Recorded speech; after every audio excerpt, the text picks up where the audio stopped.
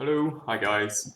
I want to show you how to recover your hard drive from an external hard drive enclosure such as this. This is the Western Digital external enclosure.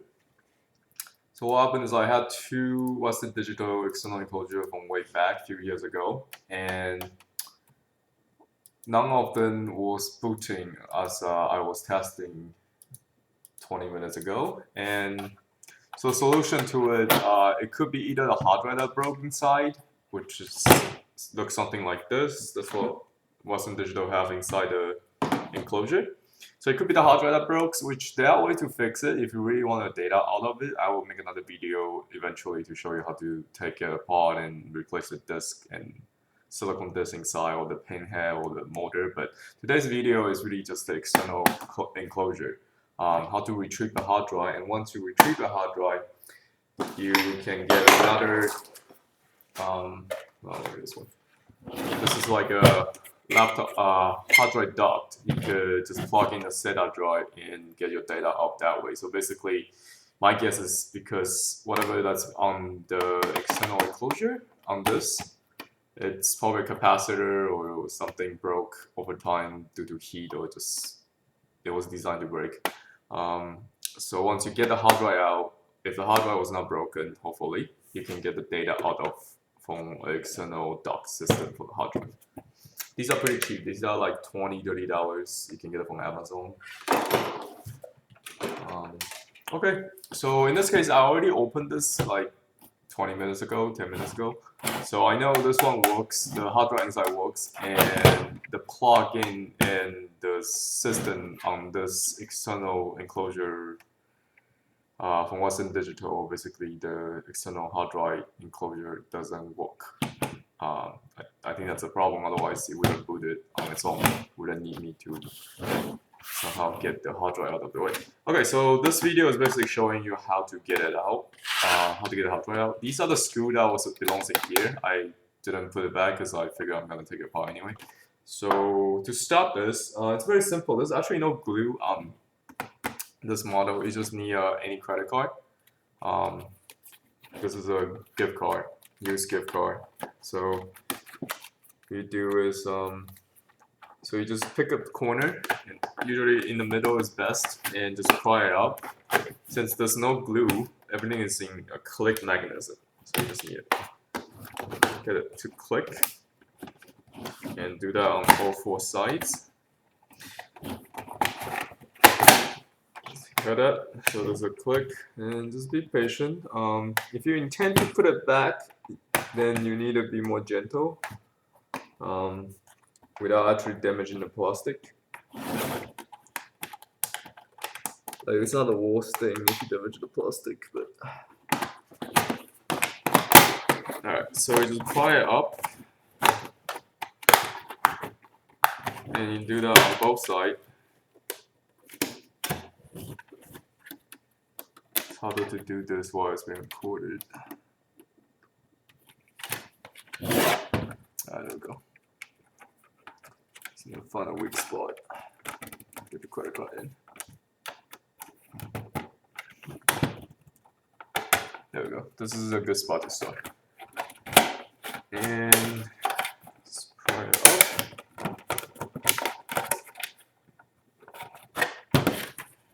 Oh. Try not to do that. If you do this between your, like on your legs, then it will help to stabilize the hard drive so it doesn't slip over the place.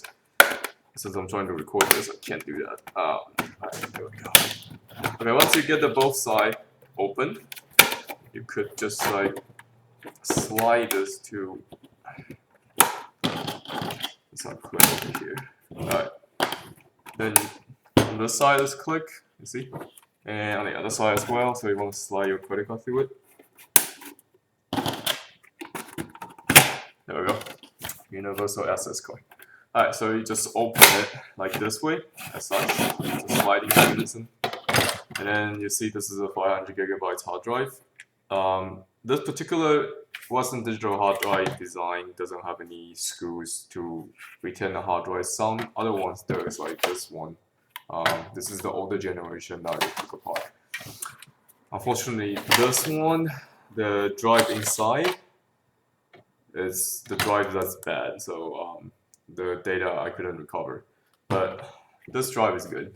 And then I find out I really don't have much data I want on it, so I end up just format the drive. But at least I get a free hard drive out of it, so otherwise it would go. So basically, there was 4 legs, and it just come right out from the plastic piece. And there was one, like these screws, 1, 2, 3, 4 inside. One screw is inside the enclosure. You want to get all of them out, but leave one in, otherwise the hard drive will fall off. And you want to get this heatsink shield out of the case. So just get these 2 screws out. And then you slide it, as you can see, the hard drive, the plug-in is here, there's something in here, so you slide it upward. Okay, sure, just take this, yeah, you slide it upward and then take the whole piece off.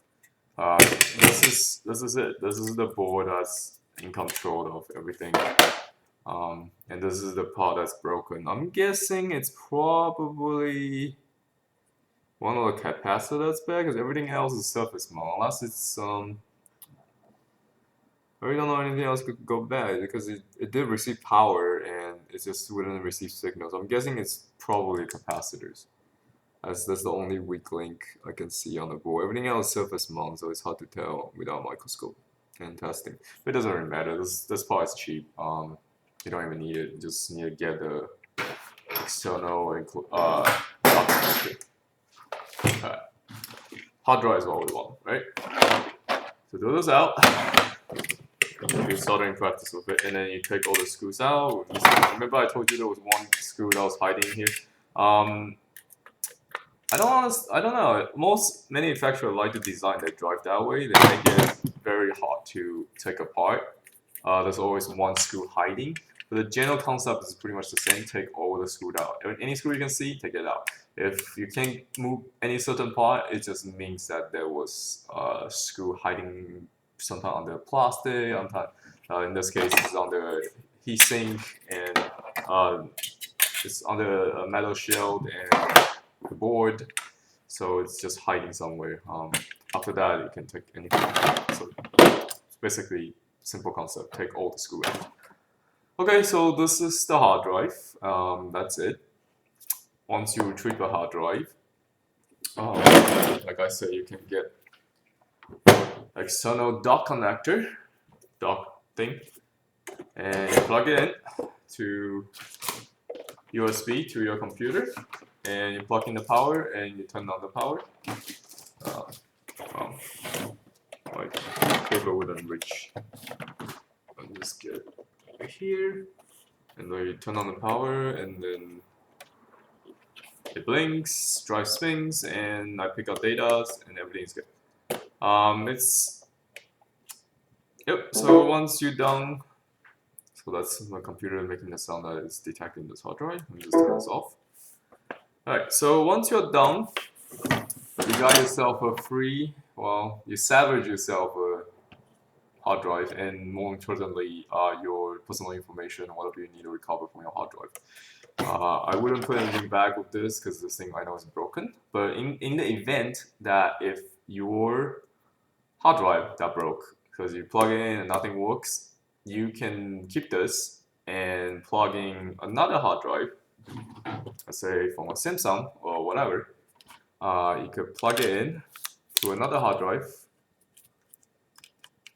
and you got yourself a free external board.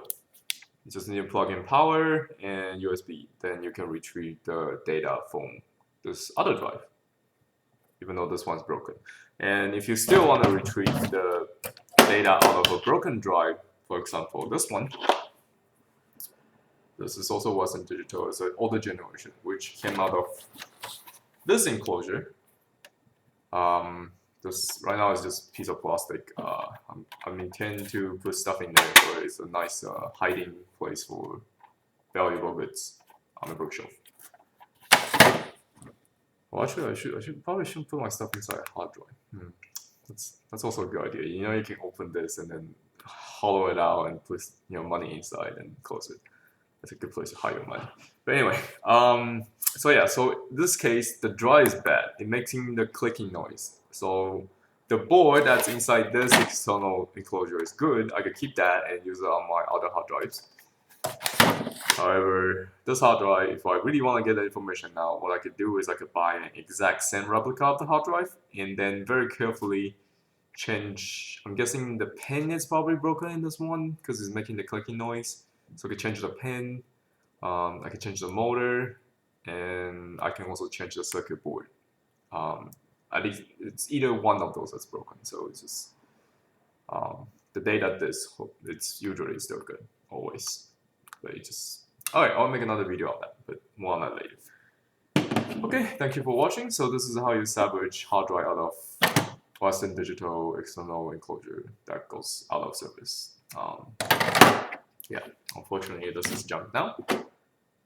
If you want to see what's on the board, this is actually a newer design. The older design that came out of the other enclosure looks like this. As you can see, the board, I didn't even bother to take it out. It's inside here, and it looks with older parts like bigger and has older parts. It has a auxiliary board, and the older generation has a funny IDE cable for power, and it's very unusual to have a IDE power cable and SATA data connector. So this hard drive, which is the bad one, the drive is bad.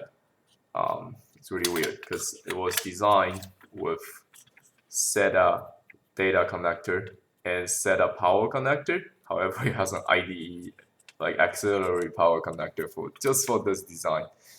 I guess this hard drive came out at around the same time when they was doing the switch between IDE and SATA, and Western Digital already made this board, so they figured they could just make a hard drive that can be powered by. I don't know what the story was, but that's what I'm imagining, because I bought this like a long time ago, in probably 2005, like when SATA cable first came out. Okay. And that's it.